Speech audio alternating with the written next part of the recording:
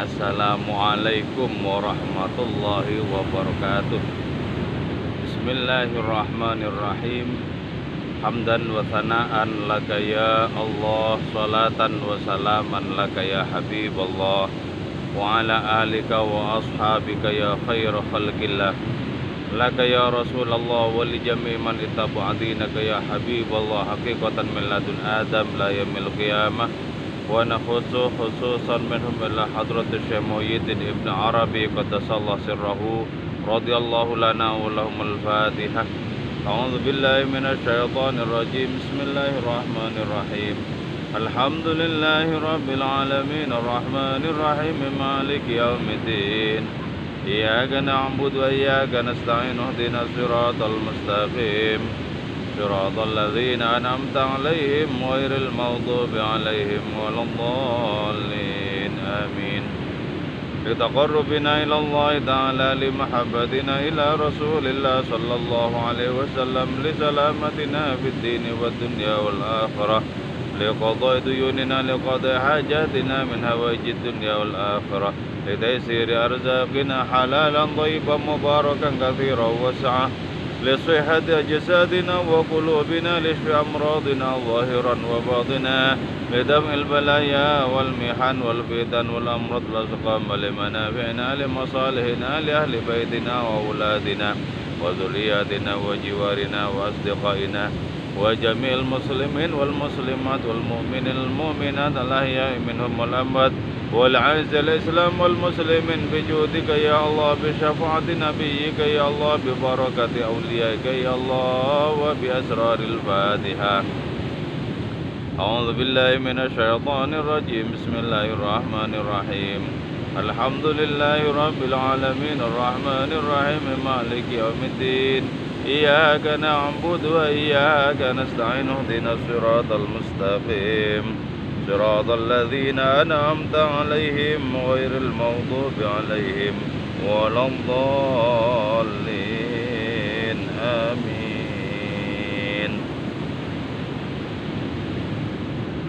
Alhamdulillahirabbil alamin. Kawan-kawan semua, alhamdulillah kita bisa bersua kembali di dalam kajian kitab Hikam karya Syekh Muhyiddin Ibn Arabi qaddasallahu sirrahu.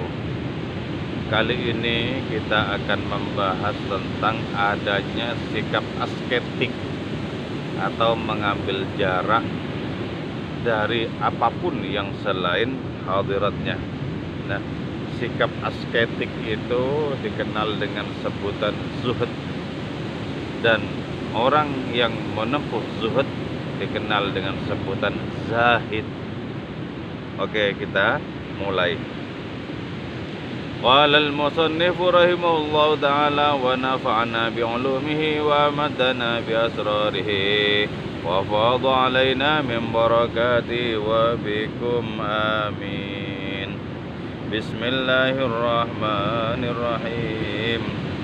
Laisa zahidu man zahada fid dirham wad dinar, innama zahidu man zahada fi ma siwal jabbar. Ini berbicara tentang orang yang menempuh jalan asketik, ya. Orang yang mengambil jarak dari segala sesuatu yang bersifat duniawi. Orang yang mengambil jarak dari segala sesuatu yang selain Tuhan semesta alam. Terus kalau begitu, apakah orang yang sedang menempuh jalan asketik itu lantas tidak memiliki dirham dan dinar, tidak memiliki rupiah dan dolar, tidak memiliki harta benda? Oh, tidak seperti itu pemahamannya. Kata Syekh Muhyiddin Ibn Arabi, orang yang zuhud itu, orang yang menempuh jalan asketik itu bukanlah orang yang mengambil jarak dari dirham dan dinar, dari rupiah dan dolar, dan dari mata uang apapun. Tidak. Sesungguhnya Orang yang zuhud itu, orang yang menempuh jalan asketik itu adalah dia yang mengambil jarak dari apapun yang selain Tuhan semesta alam. Nah, zuhud itu dengan demikian ya, pada pemahaman yang tadi bahwa orang yang menempuh zuhud itu adalah dia yang mengambil jarak dari apapun selain Tuhan semesta alam, itu tentu merupakan tingkatan zuhud tertinggi. Tingkatan zuhud tertinggi. Jadi ada berjenjang-jenjang sikap zuhud itu, sikap asketik atau mengambil jarak dari makhluk-makhluk itu berjenjang-jenjang. Orang yang awam ya, itu disebut sebagai orang yang menempuh jalan asketik ketika dia itu meninggalkan segala sesuatu yang haram, meninggalkan berbagai macam rezeki yang haram. Jadi haram itu bisa berkaitan dengan cara mendapatkannya, atau haram itu berkaitan dengan zatnya itu sendiri, dengan bendanya itu sendiri. Misal uang haram gitu ya, uang haram. Tentu saja yang disebut haram itu tertuju kepada cara mendapatkannya. Cara mendapatkannya tidak tertuju kepada zat uang itu sendiri, tidak. Karena itu ada seorang sufi yang mengatakan bahwa seluruh uang itu halal kecuali uang palsu. Kecuali uang palsu. Jadi terkait dengan zat uang itu semuanya halal kecuali uang palsu. Tapi berkaitan dengan cara mendapatkan uang itu ada yang halal, itu juga ada yang haram. Nah, baik rezeki yang halal maupun rezeki yang haram itu hakikatnya datang dari Tuhan semesta alam. Fayarzuqul halal wal haram. Fayarzuqu, maka memberikan rezeki Allah al halal terhadap rezeki yang halal, wal haram dan rezeki yang haram. Nah, tentu saja rezeki yang haram itu semata-mata merupakan ujian bagi tingkat keberagamaan kita, bagi tingkat kesetiaan kita di dalam beragama. Artinya apa? Yang haram itu, yang disodorkan itu mestinya kita tampik, walaupun yang haram itu datang juga dari Tuhan semesta alam. Jadi rezeki yang halal itu mesti kita terima dan kita syukuri, sementara rezeki yang haram itu mesti kita tolak sebagai bukti kekukuhan kita di dalam memegang ajaran agama kita. Itu ya zuhudnya orang awam, meninggalkan segala bentuk rezeki yang haram. Oke. Walil khawas zuhdun wa huwa tarkul fudul minal halal. Bagi orang yang berada di tingkatan di atas derajatnya orang awam disebut al-khawas, orang yang istimewa. Yang disebut zuhud itu adalah meninggalkan rezeki yang berlebihan walaupun rezeki itu halal. Jadi ya, ada banyak rezeki yang halal, tapi kalau itu berlebihan oleh orang yang istimewa itu, maka rezeki yang berlebihan itu ditinggalkan. Ditinggalkan, tarkul fudul minal halal. Nah, kenapa ditinggalkan? Itu semata-mata karena khawatir jangan-jangan rezeki itu hanya membuat orang istimewa tadi itu mengalami kesibukan. Dan ketika mengalami kesibukan, maka kemudian menjadi terkendala hubungan rohani dia dengan Tuhannya. Jadi karena itu jangan sampai ada apapun dari aktivitas kita, dari kesibukan kita yang menjadi penghambat hubungan mesra kita dengan Allah Subhanahu wa taala. Jangan sampai eman-eman. Kalau sampai adanya rezeki, walaupun rezeki itu halal, tapi membuat kita kerepotan dengan rezeki itu, sampai tidak tentram kita mempersembahkan sujud kepada hadiratnya itu, jangan sampai itu kita lakukan. Jangan sampai kita lakukan. Kita itu butuh tentram, kita itu butuh tenang di dalam mempersembahkan ibadah-ibadah kita kepada hadiratnya. Jadi karena itu yang perlu kita hati-hati, tidak saja ketika kita berhadapan dengan rezeki-rezeki haram, berhadapan dengan rezeki-rezeki halal, itu kita harus hati-hati. Jangan sampai ngurusi rezeki itu kemudian menjadi terpepet peluang kita untuk bermesraan dengan hadiratnya. Jadi kullu ma yushghiluka anillah, segala sesuatu yang menjadikanmu sibuk sehingga tidak ada peluang yang luas untuk bercengkrama dengan Tuhanmu, itu harus engkau tinggalkan. Nah, wali akhasihim, dan bagi orang yang paling istimewa, khawasul khawas, yang disebut zuhud bagi mereka itu adalah tarkuma yushghiluka an maulaka, meninggalkan apapun yang membuatmu sibuk sehingga engkau tak urus terhadap Tuhanmu. Jadi segemerlap apapun kenikmatan dan kesenangan di dunia ini, jangan sampai itu menjadi hijab yang menjadi penghalang antara kita dengan Tuhan kita. Jangan sampai itu. Nah, saya senang dengan orang-orang yang kaya, tapi kekayaan itu tidak hinggap di hati mereka.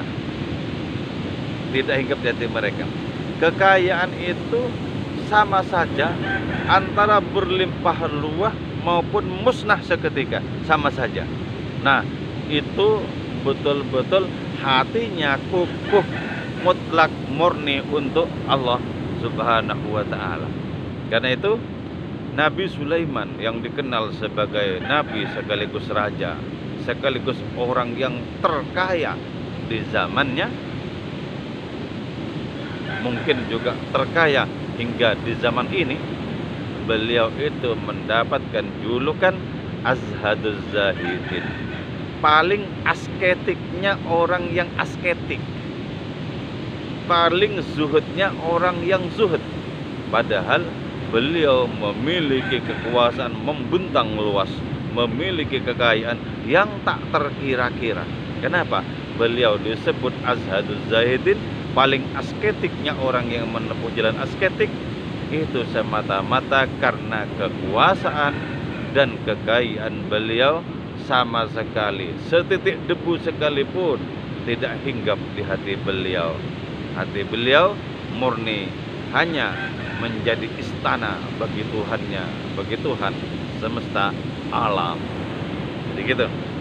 Jadi karena itu ya, hubungan yang perlu kita jaga itu, kemesraan yang perlu kita jaga itu dengan Allah Ta'ala, Tuhan semesta alam. Adapun segala sesuatu yang lain, pandanglah segala sesuatu yang lain itu tak lebih dari bayang-bayang yang temaram belaka. Ma ra'yuka ya Sulaiman an mulkika wa an ghinaka, bagaimana pandanganmu tentang kekuasaanmu, tentang kekayaanmu, wahai Nabi Sulaiman? Salah seorang umatnya bertanya kepada beliau. Beliau menjawab, ra'aituhu haba'an mansura, aku pandang semua itu hanyalah laksana debu yang berterbangan. Nah, itu baru disebut sebagai benteng hati yang kokoh, karena tidak sudi, tidak rela menampung apapun yang selain hadiratnya. Itu kokoh gitu. Nah, seluruh tingkatan zuhud itu, tingkatan hidup asketik itu semuanya adalah baik. Sabda Kanjeng Rasul Muhammad sallallahu alaihi wasallam, az-zuhdu khairun kulluhu. Sikap zuhud, sikap asketik itu semuanya adalah baik. Semuanya adalah baik. Nah, tapi di dalam makalah ini ya, dalam makalah ini yang disebut sebagai orang asketik itu man zada fi ma siwal jabar, ini adalah tingkatan zuhud yang tertinggi. Yang tertinggi ditolak untuk singgah ke dalam hati orang asketik itu gelombang materi, gelombang kekayaan, gelombang rayuan apapun ditolak untuk singgah. Maka jadilah hati orang yang menempuh asketik tingkatan tertinggi itu menjadi Baitul Haram, menjadi Masjidil Haram secara hakiki, di mana segala sesuatu selain hadirnya haram untuk singgah di hatinya. Nah, secara lebih detail, apa yang disebut sebagai zuhud itu adalah antatruka nafsaka dunyaka wa ruhaka uqbaka wa yabqa sirruka maulaka. Jadi engkau tinggalkan dirimu untuk duniamu, engkau tinggalkan ruhmu bersama akhiratmu, dan tetaplah tinggal bersama Tuhanmu, adanya sir dari dirimu. Apa itu sir? Relung batin. Relung batin itu apa? Nah, gitu ya. Oke, begini. Kalau roh itu ya, roh itu memiliki amal berupa musyahadah atau menyaksikan Tuhan semesta alam. Jadi kalau di dalam hidup ini kita bisa menyaksikan peran-peran Tuhan. Kalau dalam hidup ini kita bisa menyaksikan hakikat segala sesuatu yang tak lain adalah Tuhan, berarti adanya penyaksian itu muncul dari rohmu. Muncul dari rohmu. Jadi perbuatan roh itu adalah musyahadah, menyaksikan. Jadi kalau dalam hidup ini kita tak menyaksikan peran-peran Allah Subhanahu wa taala, berarti amal kita itu masih amal jawarih, amal anggota tubuh belaka. Tapi ketika amal kita amal ruh, maka kita akan menyaksikan peran-peran Tuhan dalam kehidupan, termasuk peran Tuhan di dalam hidup kita, di dalam ibadah kita, dalam kebaikan-kebaikan yang kita kerjakan. Di situ ada peran Tuhan. Ada peran Tuhan. Nah, sementara amalus sir itu adalah mukalamah, berkomunikasi, berbincang-bincang dengan Tuhan. Jadi ya, karena itu jasad kita biarkan menempuh adanya adaptasi, menempuh adanya sosialisasi dengan lingkungan diri kita. Itu jasad kita. Tapi biarlah ruh kita itu hanya menyaksikan Tuhan semesta alam, dan sir kita hanya bercakap-cakap dengan Tuhan semesta alam itu dua. Jadi karena itu orang-orang yang akrab dengan Allah Subhanahu wa taala, mereka membiarkan jasad-jasad mereka berbaur dengan sesama, tapi ruh mereka murni mutlak sudah direbut oleh Allah Subhanahu wa taala. Sir mereka hanya tertuju kepada hadiratnya, di mana mereka menyaksikan Allah sekaligus berkomunikasi dengan hadiratnya itu. Oke.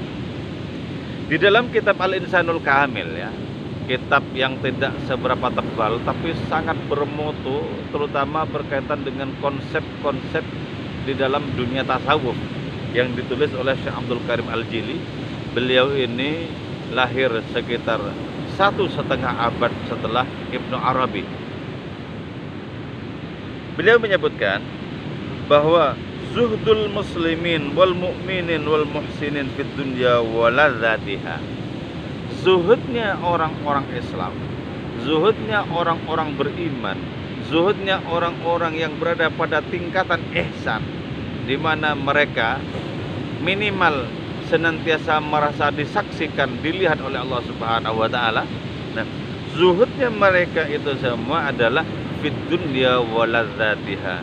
Mereka mengambil jarak dari seluruh isi dunia dan segala kelezatan dunia. Itu zuhdul muslimin wal mu'minin wal muhsinin. Itu fid dunya waladzatiha. Oke.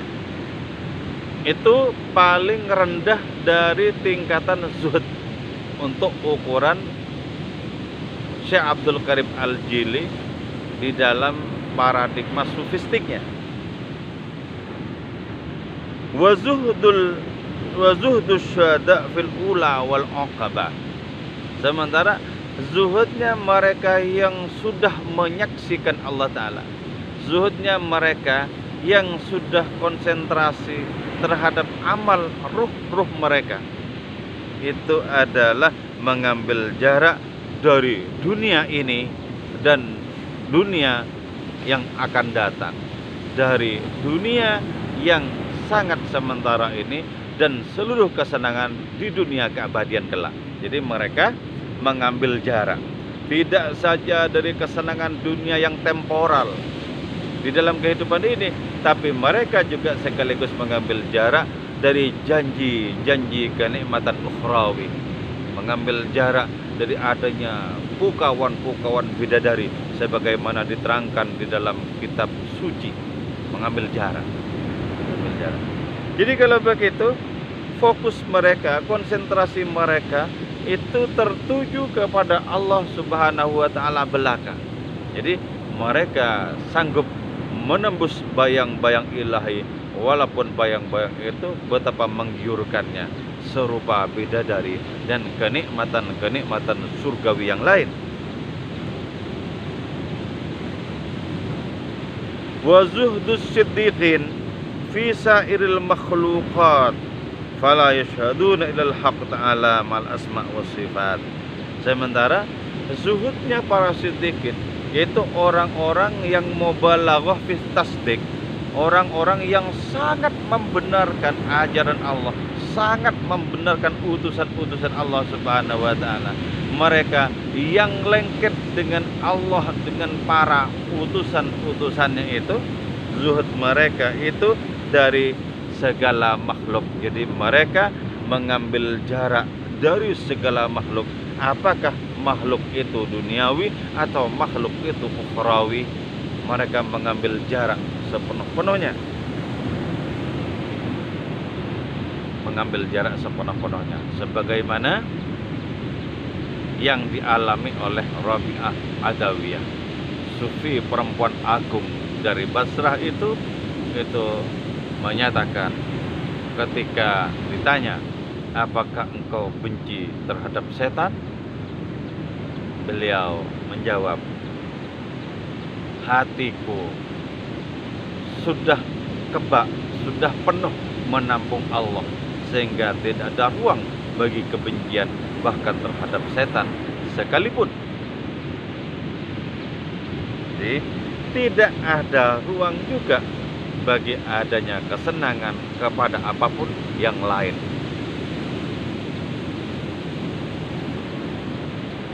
Wa zuhdul muqarrabin, ya, zuhudnya orang-orang yang didekatkan oleh Allah kepada hadiratnya. Zuhdul muqarrabin itu fil baqa ma'huma, mereka itu kekal bersama dengan sifat-sifat dan nama Allah Ta'ala.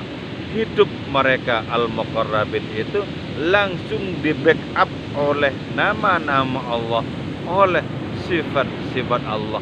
Lenyap mereka sebagai diri mereka sendiri, tapi muncul mereka sebagai pengejauhan tahan dari nama-nama dan sifat-sifat sifat Allah Subhanahu wa taala. Fahum fil haqiqatil dzatiyah. Mereka itu berada di dalam hakikat zat Allah Subhanahu wa taala. Itu tingkatan-tingkatan zuhud. Jadi karena itu tugas kita di dalam mengisi hari-hari ini adalah bagaimana kita membebaskan hati kita dari segala adanya hasrat, dari segala adanya keterpukauan kepada yang lain-lain. Tembuslah segala sesuatu itu. Walaupun segala sesuatu itu tak lain adalah pantulan kemahaan ilahi itu sendiri. Tembus. Nah, hatilah yang harus kita pegang ya, yang harus kita pegang. Dan Allah Subhanahu wa taala tidak menjadikan dua hati di dalam diri seseorang. Ma ja'alallahu lirajulin min qalbaini fi jawfih. Jadi Allah itu hanya menciptakan satu hati. Dan hati yang utuh itu adalah hati yang mutlak menampung hadiratnya. Jadi karena itu jangan dicabik-cabik hati kita dengan mencintai ini dan itu, dengan terpukau kepada berbagai macam gemerlap keanekaragaman. Jangan sampai kalau seperti itu berarti hati kita tercabik-cabik. Kalau tercabik-cabik, hidup kita tidak akan pernah utuh. Jadi kita itu harus hidup dengan hati yang utuh, yang mutlak, yang hanya dipersembahkan bagi hadiratnya belaka. Itu yang disebut sebagai hati yang utuh. Nah karena itu pertama-tama ketika hati kita itu menginginkan segala sesuatu yang selain hadiratnya, tepis itu keinginan. Katakan ada yang lebih memukau. Itu yang digambarkan ya, digambarkan di dalam Al-Quran berkaitan dengan keterpukauan Nabi Ibrahim. Beliau terpukau dengan rembulan, terpukau dengan matahari. Ternyata rembulan dan matahari itu juga terbenam. Beliau kemudian menandaskan dengan tegas dengan menyatakan, inni la uhibbul afilin, aku tidak mencintai yang terbenam. Nah, seluruh pantulan dari kemahaannya yang berupa dunia dengan segala macam isinya ini, semuanya itu akan terbenam. Wa yabqa wajhu rabbika dzul jalali wal ikram. Hanya Allah lah yang tidak akan terbenam. Tambatkan hati kita ke sana sepenuh-penuhnya, maka berarti kita sudah menempuh jalan asketik. Dan menempuh jalan asketik seperti itu tidak menghambat kita untuk terjun di dalam dunia sosial, untuk bermanfaat bagi sesama. Buktinya Kanjeng Rasul adalah orang yang paling asketik, orang yang hatinya paling menampung Allah Ta'ala. Dan sebagai buahnya yang manis adalah beliau menumpahkan kasih sayang bagi seluruh alam raya, rahmat bagi semesta alam. Oke, moga-moga kita semua dimudahkan oleh Allah Ta'ala untuk mencapai derajat-derajat yang tinggi. Oke, wal-'afwa minkum, wassalamualaikum warahmatullahi wabarakatuh.